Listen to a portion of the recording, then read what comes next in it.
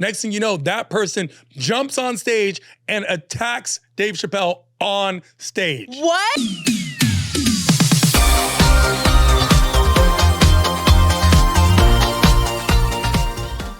Get ready for Celebrity Truth or Dare, the show where your favorite stars take on bold dares, spill juicy truths, and reveal who they really are. I'm your host, Bernadette Beck, and today's guest is one of the most hilarious comedians I have ever met. He's a robe-wearing legend, and he's performed on some of the biggest stages across the country. He's clever, he's charismatic, and he's here to take on Celebrity Truth or Dare. Give it up for the one and only Tehran.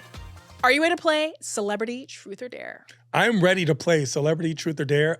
I'm excited, I'm nervous, and I'm gonna be honest, I'm a little scared. I'm a little scared because I know you. I am scared of what you're gonna ask and what you're gonna make me do. She's an unpredictable queen. Yes, you are. Okay, truth or dare? I'm a man in a bathrobe. I think I'm gonna go with truth, Okay. but I'm also willing to do any dare. Just remember that. Okay. I'm gonna go with truth. What's the weirdest thing someone has ever shouted out to you during a set? Okay. The weirdest thing someone's ever shouted out to me during a set, people say a lot of random things. They love being part of the show, especially now that crowd work is more a part of comedy than ever. The weirdest or most random thing someone has ever said to me during a set was one time this wonderful lady who wanted to be a part of the show, she was just interjecting all the time, in the middle of my joke was like, "But what's your real name?" She said it like she was like she was an informant for the FBI. Like she was working witness protection program. They were trying to come after me. They were trying to get me. Like she was like, "But what's your real name?" I was like, "Tehran's my name." And she's like, "No, your real name, your real name." And I'm like, "Listen, lady, I'm half black, half Iranian. Yeah. Do you think I would have chose the name Tehran? Like, do you not think that being black and Iranian was not enough for me? Like, not enough oppression? In I was America. Like, exactly. Yeah. Tehran, the capital of Iran, that's just my name. Yeah. I wanted to make sure I never got through airport security. You thought that I would have been Tyrone if it was up to me, you know? Yeah. My dad's Iranian, my mom's black. My Iranian father decided to name me Tehran, you know? Yeah. Because everyone else goes to airport security, they just get waved through. I get a colonoscopy. You understand what I'm saying? They see the name Tehran and they're like, yeah, randomly selected. You know, you're over here. Yeah. My Iranian father named me Tehran, and it's my name. It's on my birth certificate. It's on my driver's license. It's on every single profile of mine that you can find. It's on everything that I own. You know, I'm just Tehran'd up. But more importantly, my black mother this close to naming me Compton, which is a thing that I'm just glad that it didn't go either way, you know? Oh my God, I love it. But she just wouldn't believe, she refused to believe that my real name is Tehran. She's like, it's gotta be a stage name. It can't be real. And here's the thing, we have names. We've heard London, you've heard Paris, you've heard Austin. Yes. These are all just cities, you know? They're just capitals of various places. Tehran is a capital of a wonderful, beautiful country. Not so much the government, but the country is a beautiful, wonderful place with beautiful, wonderful people. And so it should be a name. Exactly. And I'm it proud of the name Tehran. And also, my parents chose it because it was the most Persian name they could think of that also sounded black. Because Tehran and Tehran are right in the same alley. They're like right there. Oh my God, I love it. That's so good. Okay. Oh, so good. All right. Next round. Okay. Truth or dare? I'm going to let you decide. Okay. I'm going to let you choose. All right. You know what? We're going to do a dare. We're going to mix it up. Okay. Let's do a dare. Okay. Tehran. Okay. I dare you to call your manager and tell them you decided to quit comedy to follow a new path. Maybe you're a crystal healer, maybe a massage therapist, anything. Okay. Can you do that? Let's see how this goes. I'm going to call my manager on speaker. On speaker. Okay. Okay. Let's, okay. I don't know how this is going to go. I don't know. My managers aren't always happy with me. Oh. They aren't always happy with me because I'm such a Tehran all the time, which means I just march to the beat of my own drum all the time, and they just want to reel me in so much. This is going to be, I don't know if they're going to think this is a relief or a release. We'll see how this goes. Yeah. We'll see. We'll see. Hold on. Okay. This is live. My manager's name is Rick Siegel, by the way. This is Rick Siegel. Mr. Siegel. Okay. Hello? Hi, Rick Siegel. How are you? Tehran Von Ghasri? Yes, it is. Yes, it is. What's going on? I was calling. I just got back into town, and thank you always for everything you do. You're the best manager ever, especially with my comedy career and everything. However, Rick, I have to level with you. Just this last tour, it was sold out and I had a great time, but I just didn't feel I lost something. And to be full disclosure, I think I want to quit comedy. I'm quitting comedy, Rick. Yeah, I'm sorry. You want to do what? Rick, I know I'm always like, I know you hate that I'm always like up and down. I'm a roller coaster all the time. You know how artists are, but honestly, it's just comedy's just so much. Like, I don't know how I can be better than I was. Like, I'm so, when you're just like, you have a perfect game. So I'm quitting comedy, Rick, and I just wanted you the first one to know before I released it to Deadline and let Laugh Factory know. Do I get a say in this? Rick, you always get to say, you're my manager, Rick. I trust you. Well then, no, you can't need comedy. Comedy needs you more than ever. Rick, first of all, I don't like ultimatums. I don't like can't. You know me. I don't like, I'm a Mexican, not a Mexicant, I don't like the word can't. I don't like being told what I can't do. You did racist jokes. Yeah, that's the bread and butter. That's my bread and butter, okay? I see. But I just don't, do you really think I have a future in comedy, Rick? I mean, I think I should quit. It's better now. What do they say? If at first you don't succeed, quit? No, at first you don't succeed. You're probably not going to the next time either.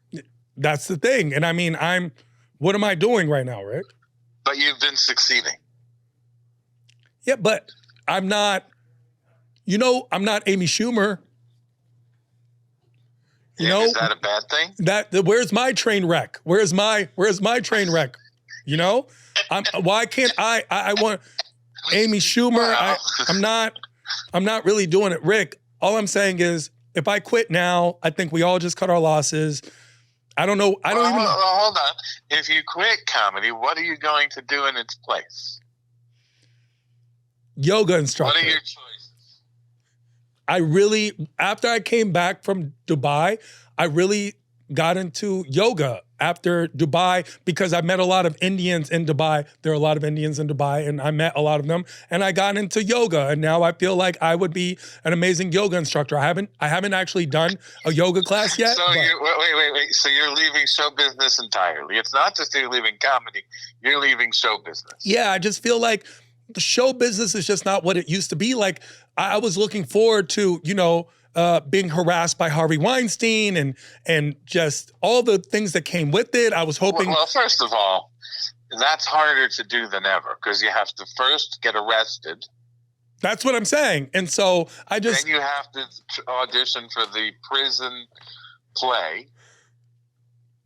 I think I would do great in a prison play. I think that might be something I'd be interested in. It's just comedy, Rick. I'm tired of making people laugh and have a good time at my expense. So, what do you think, Rick? I think this is a horrible idea. Netflix is giving everyone a special but me. Like, at this point, they're doing it on purpose, At this point, they're just like, hey, what do you do? You're a homeless guy on the street? Can't we just change your name? I mean, it could be a name thing. It could be people are afraid of the name Tehran. Yeah, the name Tehran. I mean, I thought that was one of the best parts about me, Rick. I thought the name was what set me apart. My background, also my excellent looks. Those are things I'm actually really confident in. It's just the comedy part. Well, I wouldn't stop at excellent. Well, Rick, what do you suggest? I suggest that you continue doing comedy. You know what, Rick?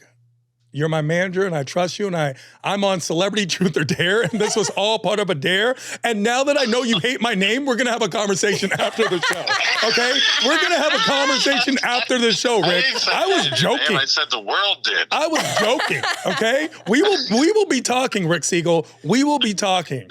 Thank you. Yeah, bye. I'll call you after this. Bye. So so good. Did he tell me to change my He name? literally just said that. We were just talking about that too. After my name thing, he told me to change my name. Wow. There's a conversation. Yo, I'm going to have a conversation. My name is I just want everyone to know, my name is my favorite part of me. Yeah. Like, I could have had any other names, especially, so my father's Persian, and Persian names are amazing in Iran. These names are strong, but like, Arash was called Ass Rash his whole life in America, you know? Farhad was Fart Hard and Fart Head his whole life in America. Tehran was the cool name. Like, I was Tehran. Tehran. Exactly. I'm the only Persian person in the world that has the name Tehran. The only one. The only person who is of Iranian descent that has the name is mine. I would never change that. Never change that. And that's what's holding me back. That's what's holding me back. Kevin Hart said he loved my name. He did? That's what he said. I love that for you. I love your name. And now I'm finding out now that that's what's holding me back. I'm pretty sure your manager was just like, was clinging on to anything. Yeah. He's just like, don't leave, don't leave. That's so funny. I felt like he was about to have a heart attack at one point. Yeah, I think he was having a full-on panic attack. You know, because like, there's a fine line with managers where they have to be sweet and nice, but also commanding and demanding, but they don't want to rock the boat with their artists. There's a customer service to them. And I think he was legitimately shocked. Yeah, he was shocked, and he was like, this is not, especially with the things coming up, he did not want to do this. He's like, I'm not down for that. Good thing he wasn't like, you know what? Yeah, I think you suck, and I think you should quit. Like, exactly. I don't know if I'd rather him say that than, hey, change your name. Change your name? Okay, I'm sorry. Oh, man. Go on. Okay, all right. Next round. Yes. That was really good, by the way. No, thank you. Thank you for that. Thank you. Very fun. The people will love you for that. Truth or dare? Okay. Once again, I'm going to go with ladies' choice. Oh, okay. Yeah. Okay, ladies' choice. All right. Let's see. We're going to go truth. Okay. All right. Okay.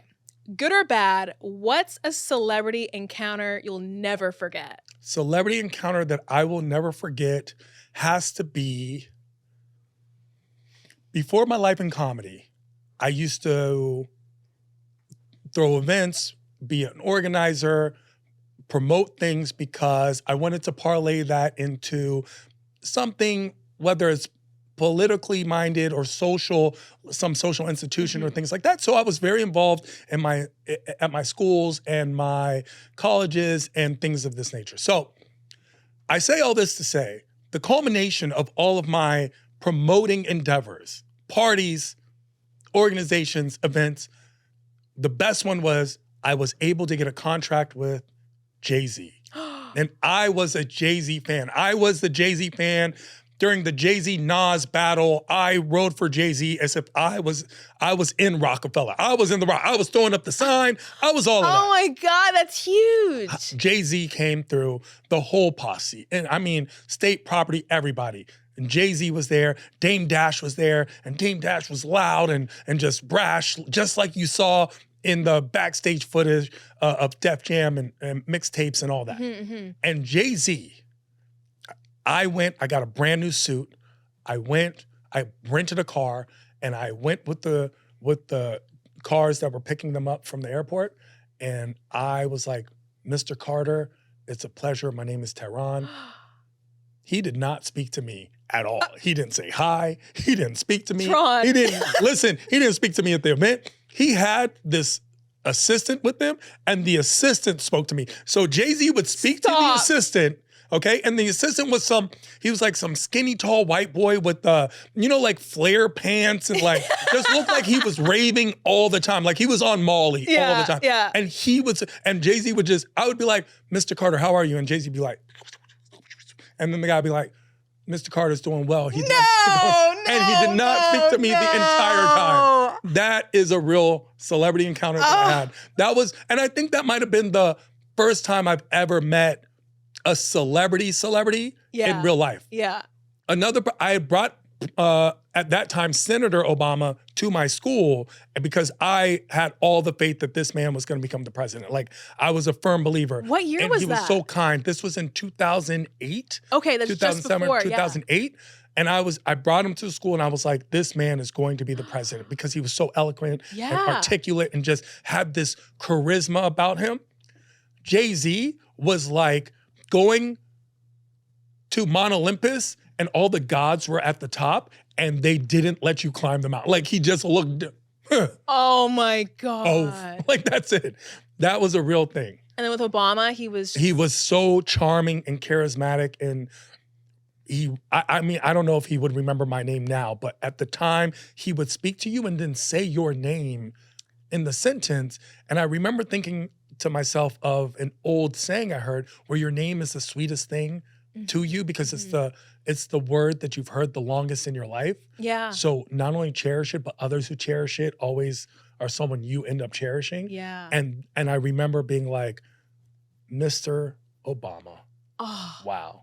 Oh, I love that. Yeah. That's amazing. That's so cool that you had that experience and you were able to actually like see that in him too. You just knew. I knew. See, it's a spider sentence again. It's tingles. It just knew. Yeah. And with Jay-Z, he's still the best. Honestly, I have so much respect for that man. Yeah. He just didn't speak to me. I don't know.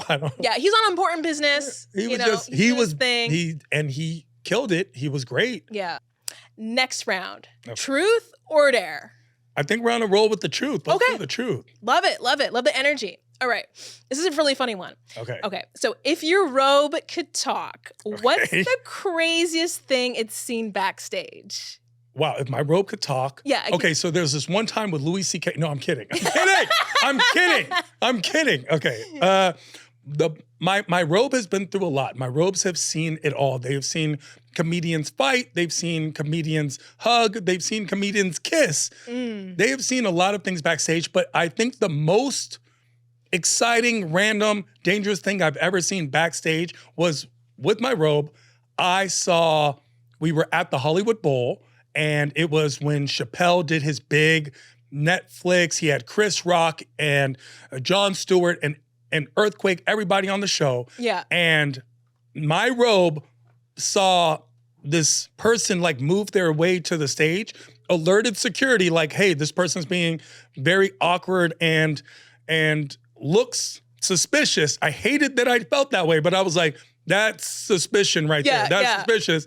And as security's just dismissing me and brushing me off, next thing you know, that person jumps on stage and attacks Dave Chappelle on stage. What? That was the most random, crazy, insane thing I've ever seen, is when that person came to attack Dave Chappelle on stage and had what looked like a gun, but turned out to be a gun that turns into a knife. So, I mean, this person was clearly intent on just provoking chaos and havoc.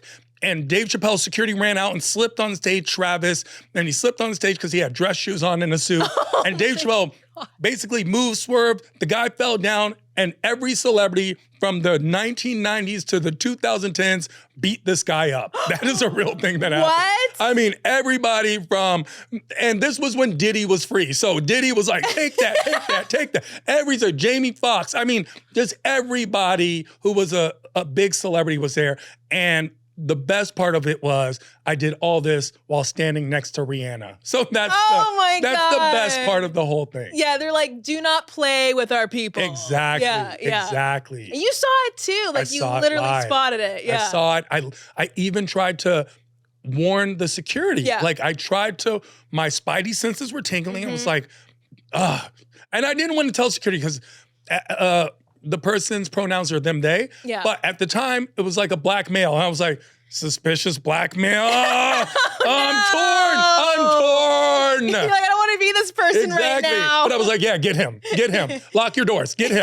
Clutch your purse. That's him. That's and it was the guy. And it was them. Oh. And they got on stage and they just caused havoc on stage. And thankfully, Dave and everybody else was safe because anything could have happened at that point. Yeah, with a knife. A gun that turns into a knife. A gun that turns into a knife. But at the time, it just looked like a gun. Yeah. But I guess when you squeeze the trigger or something, like, a knife pops out. That's insane. Exactly. Oh my God. Exactly. Okay. Next round. Truth or dare? I will go with dare. Yes. Love it. Love it. Love it. Love it. Okay. All right. I dare you. Call your mom and tell her you died. No, what am I doing? do have another call Okay, one, but wait, what I don't know who if we're am I gonna have enough. calling? I don't know if we have enough Okay. time to do it. But you know what? You called it. I dare you to call a friend and say, "Hey, can you wire me $500 for bail?" Oh, that's not I just can't explain it right now. That seems actually reasonable. I thought you were going to say call a friend and tell them good night, have sweet dreams. You know, that's like that kind of threat. That's like some that's type on of like that's on TikTok right now. that people are mafia. doing. Like Okay, you know what I'm going to call? Let's call Maz Jobrani. Maz Jobrani is a very famous international comedian. I tour with him. He's been my mentor. He's like a big brother. He is, if you've ever watched Friday After Next, he's the holy moly donut guy. I mean, he's definitely a person who is known. He's big, but also a person I count on. So let's give him a call. Hopefully he do you want picks to up. do 500 or 5,000? Let's do 5,000. Okay. Let's up that. 500 is nothing for that. Yeah, 5,000. Hello. Maz Jobrani, how are you, sir? What's up, buddy? I'm good. I am calling you. I hate calling you under these circumstances, but Maz, I need $5,000 for bail. I can't explain it right now, but I'm getting locked up as we speak. What? Yeah, I'm getting locked up. There was a whole thing.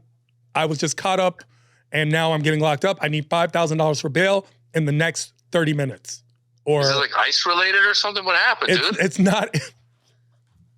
It's not immigration. No. It's just one of those things. I can't really talk about it because I'm in the situation now.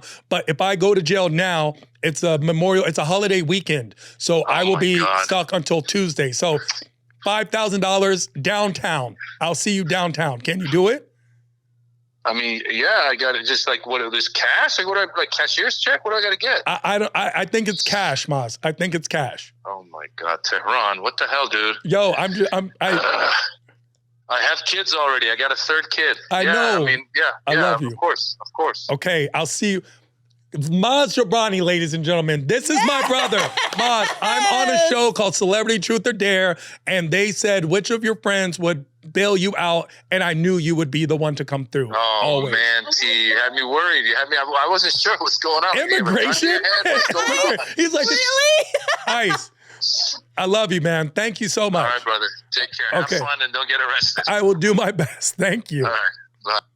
What? That was amazing. What a great friend. That was like a great problem. text. Actually, you know what? I said 30 minutes. There's no way he would have made it downtown in 30 He minutes was like, in yeah, LA anything. traffic. Like, okay, 5,000. Like, Yeah. he was just willing to do it. That's oh it. My God. That's the one thing. You really have to get Maz on the show. Comedy, yes, you do. Comedy is a team sport, and there's some people that don't realize that about comedy. They think it's a zero-sum game. Mm-hmm. I can only win if you lose, but the best comedians, the ones that grow and that everyone will know, are always the ones who play comedy as a team sport. Yeah. It's the Adam Sandler crew. It's the crews of people who come together, work together, and create together. And Maz has shown me that way, and he's just a wonderful person. Oh, I love that so much. Oh my God, I'm inspired. That's amazing.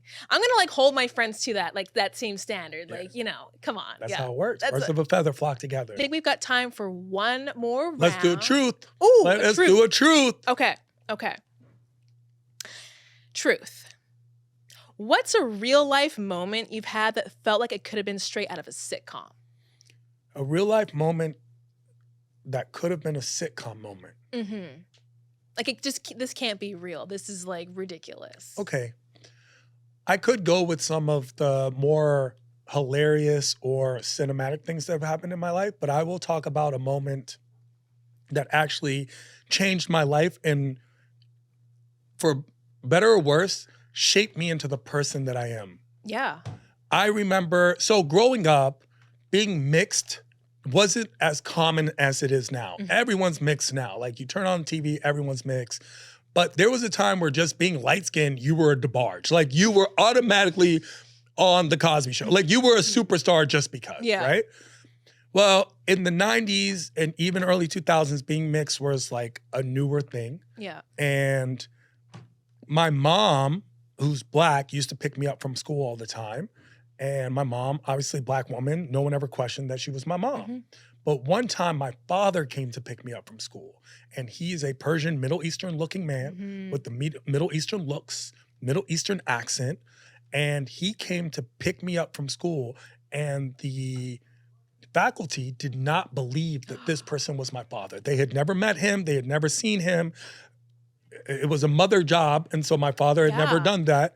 And he was always working at the time. So when he came to pick me up, they would not release me into his custody. And the reason I bring this up is because at that moment, for the first time in my life, I felt what I can only, at the time I couldn't process it, but what I could only express as shame or guilt, or I just felt bad. And I remember at that time, the teachers just being in like a little bit of a argument and holding me back. And I wasn't even able to speak up and be like, no, that's my father. Yeah. And my father just pushed through, like just gently pushed through and was like, this is my son. And like picked me up and held me in his arms. Yeah. And I felt so much love in that moment. And I just remember it empowering me and giving me confidence and making me know that I never want to be ashamed or feel guilty about who I am or what I am ever again. Yeah. And from that moment on, I never questioned their love. I didn't question my own love. I didn't question who I was as a person. Yeah. I was his son. Yeah. And he loved me. And I'll never forget that moment, you know? That's beautiful. And I'm so thankful that I have such an amazing father and such an amazing mother who were able to put up with all the things that I've done, because I have done. I'm in a bathrobe. Like, I have done, you know, I am done. So thank you to them. But honestly, that moment in my life gave me a surge of confidence that has lasted me for a lifetime. That was a defining moment. It was. And that locked in your identity and who you are. Exactly. Yeah. So that was one of those moments where I'll never forget. But if I ever wrote a show, that would be in the show. Oh, way to button up the episode. Yeah. I love it. Tehran, you're amazing.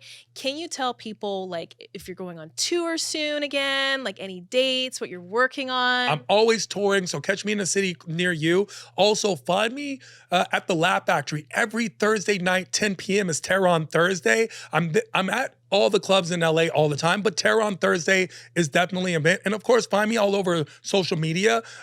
Instagram, Facebook, Twitter, TikTok, whatever anyone uses, find me. OnlyFans at I Am Tehran. I Am Tehran, Tehran like the capital of Iran. If you don't know how to spell it, just watch Fox News. They literally talk about it every single day. Just watch Fox News. Thank you for having me, Bernadette. Thank You're you amazing. so much. No, you really are a amazing. queen, by the way. Oh, thank you. Give it up for Tehran. Ba-ba-ba-ba. Thanks. That's it for this episode of Celebrity Truth or Dare. Thank you so much for watching. Now, don't forget to like, subscribe, and hit the bell so you never have to miss another moment. We got more iconic celebrities coming your way. See you next time. I'm going to go with truth, Okay. but I'm also willing to do any dare. Just remember that.